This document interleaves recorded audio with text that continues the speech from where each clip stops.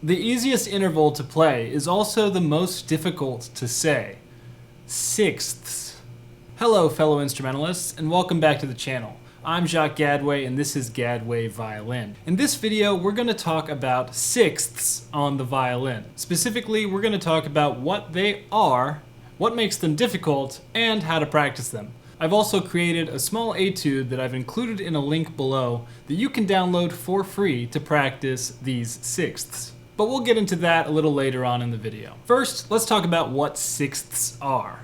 Hey there, it's Jack from the future. I actually ended up breaking this video into two parts because it got so freaking long, and nobody wants to watch an hour-plus video on YouTube. So this first video is talking all about what sixths are, how to play them on the violin exactly, what makes them difficult, and the second video, which will be released probably next week, is going to be exclusively dedicated to the etude that I created for practicing sixths. Alright, I'm going to let you get back to the video now, and make sure you subscribe so you don't miss the second part to this video.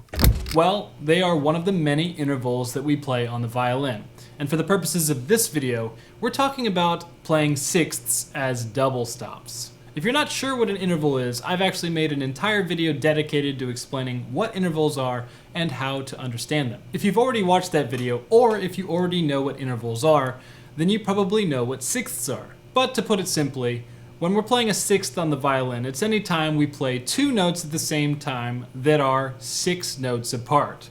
So in this case, we'll play an E natural on the D string and a C natural on the A string. If we count the notes in between, including the notes themselves, we'll find that there are 6 letters in between them. We have an E, F, and G. That's 3. We have an A, B, and C.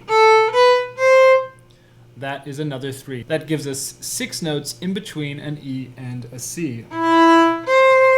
And that is simply what a sixth is. Of course, there are many kinds of sixths, but the main sixths that we deal with in violin playing are the major and the minor sixths. That sixth that I just used to demonstrate the E and the C natural together, that is a minor sixth. Whether you play a minor sixth, like we just did, or a major sixth,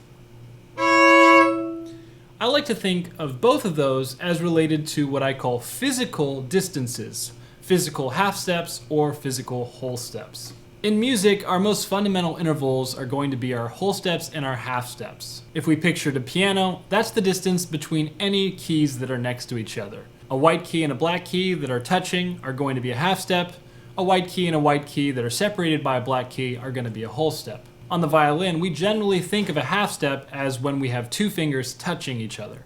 And then we think of a whole step as when we have 2 fingers spaced away from each other, about the width of a fingertip. Now, half steps and whole steps specifically refer to the actual auditory interval. But I like to think of something called physical half steps and whole steps. And that's because outside of what you actually hear as a half step and a whole step, we can think about what we feel as a half step and a whole step physically on the violin. And there are 3 groups of intervals that we think of like this on the violin. There are the seconds, which represent the actual half steps and whole steps. Half step, whole step. There are the fourths. When we play a fourth, we use 2 fingers next to each other, just on opposite strings. And then when we play a sixth, we actually switch that relationship. So we can have a perfect fourth, and we can have a diminished fourth. And those are going to be related to half steps and whole steps, because a perfect fourth will feel like a whole step. We might call it a physical whole step. And a diminished fourth will feel kind of like a half step. We'll call it a physical half step. If we switch which finger is on which string, for the fourths, the higher finger is on the lower string, and the lower finger is on the higher string. For sixths, we switch that relationship, and now the higher finger is on the higher string, and the lower finger is on the lower string. A major sixth is going to be related to a physical whole step, and a minor sixth is going to be related to a physical half step. In the beginning of the video, I said that sixths were the easiest interval to play on the violin, and I stand by that. For me, out of all of the double stops we can play, sixths seem to be the most natural, and it makes sense. If we look at the way that our hand is set up, our lower fingers tend to have an easier time reaching across the fingerboard. This is because they're actually starting from a closer place to the fingerboard. In fact, our left hand contact point with the fingerboard is actually our first finger, right?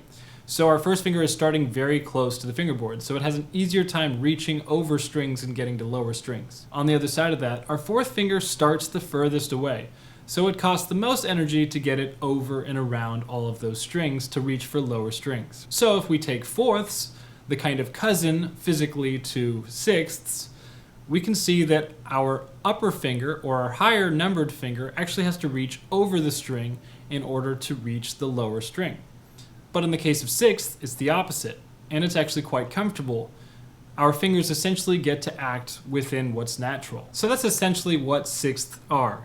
To summarize it briefly, it's whenever we place any two fingers that are next to each other in either a physical half step or a physical whole step, such that the lower numbered finger is on the low string and the higher numbered finger is on the high string. Let's make a quick example just to hammer this point home. We'll take any two fingers that are next to each other. So we can take the first and second, the second and third, or the third and fourth fingers. For this example, I'm just going to take my second and third fingers.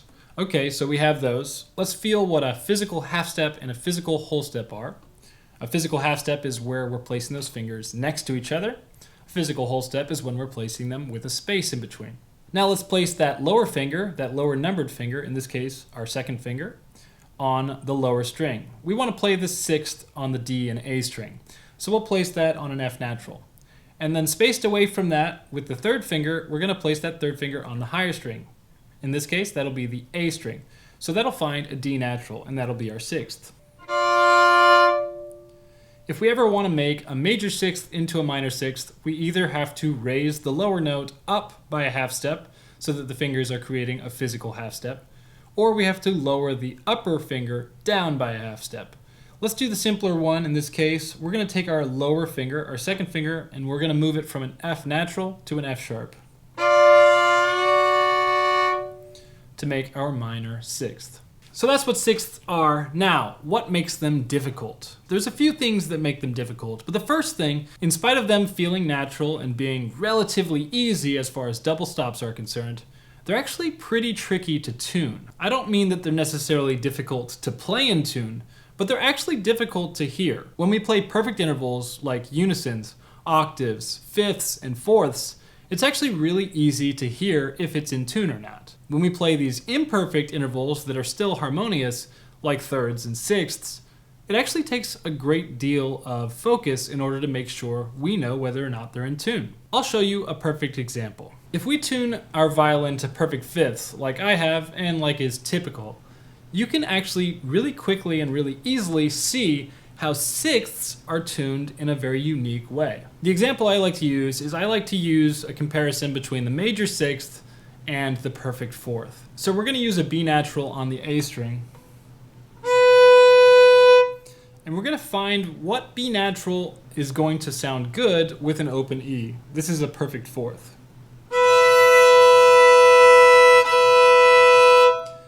When you play a perfect interval like a perfect fourth, there's really no wiggle room. This is because the wavelengths have to have a perfect ratio to sound really pleasant. But when you have imperfect intervals like sixths, we don't have that luxury. So there's actually a lot more gray area, and it takes a really experienced ear to find what is going to sound in tune. Now I challenge you to listen to this.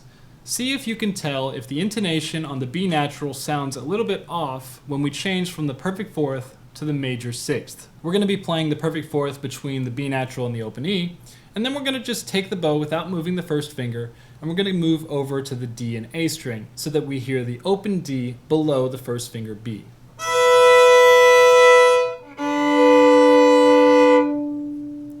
So I didn't change the B natural at all in between the two double stops, and yet one of them sounded perfectly in tune, and the other sounds just a little off. And it's totally possible that you're watching this video right now and you don't have a really experienced ear and you actually can't tell exactly what's wrong or if it even sounds wrong on the major sixth. But you might have some inkling that something is just not quite right. And that is the beginnings of creating really good ear training. So I encourage you now to listen as I make a slight adjustment to that B natural when I change from one double stop to the other. I'm going to first play it where I don't change, and then I'll do it immediately afterwards where I do change, and see if you can tell the difference.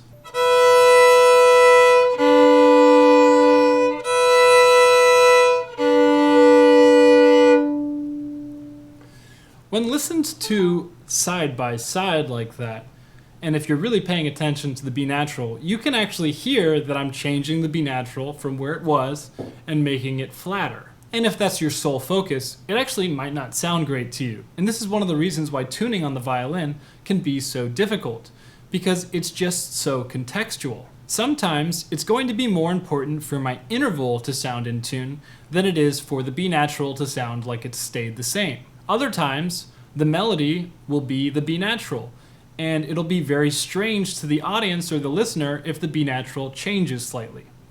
But wherever the focus is really what deems what's important. In some cases, the solution might be to just play the sixth a little out of tune to maintain the B natural where it was. In other cases, it'll be to actually change the fingering so I can get rid of the open string entirely and actually bring the D natural up so that we can still have an in-tune sixth and maintain the B natural's intonation. But sometimes in ensemble that won't be an option, because if you change the D, now you're out of tune with someone else who's playing an open D. There's so many considerations to make when tuning, and it can be quite exhausting, but it can also be quite thrilling and quite satisfying. So if you want to have some rules of thumb as to how to feel these intervals, in general we can just make comparisons. Our perfect fourths are going to feel like that physical whole step is actually a little bit more spread out. And then with major sixths, in general, it's going to feel like that physical whole step is actually compressed slightly. One great exercise to try is to just simply try alternating between perfect fourths and major sixths.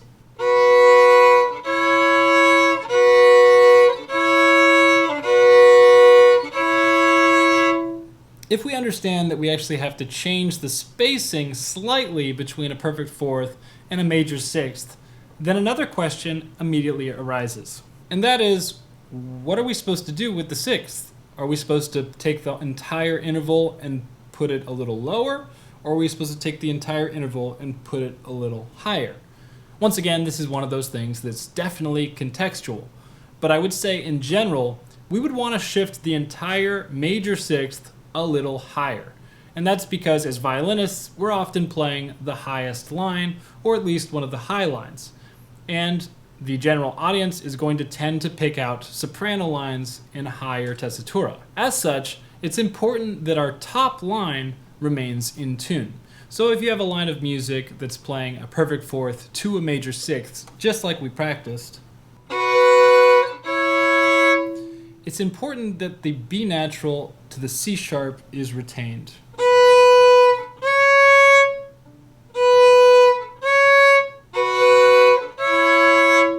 And in order for that C sharp to feel really good, we actually need that E natural to be a little higher. In fact, that sounds quite high, doesn't it? For context, to show you how high that E natural is, let's play it against the open G. Look at how much I moved it so that it sounds decent with the open G. Of course, we don't really want to tune with the open G. We want to tune generally with perfect intervals as they're easier to hear. So we can tune it with the open A. But even still, it sounds high. The E natural with the open A is going to normally need to be a little high. And if this is high compared to that, it's actually very high. That's where the E natural really wants to be. And yet, if we play it there, in order for that sixth to feel good, that C sharp has to come down. Listen on its own how low that C sharp sounds. What we want to hear is, but that C sharp is too high for that E. It needs to come down. You can see actually what a big difference goes into these motions in order to create intonation. So it sounds exhausting, it sounds tedious, but don't fret. There's actually ways to practice this, and I've created an etude, a short one actually, that you can practice and it will help you kind of intuitize. This etude will help you create intuition in your hand so that you know how to adjust your major and minor sixths accordingly when you're playing.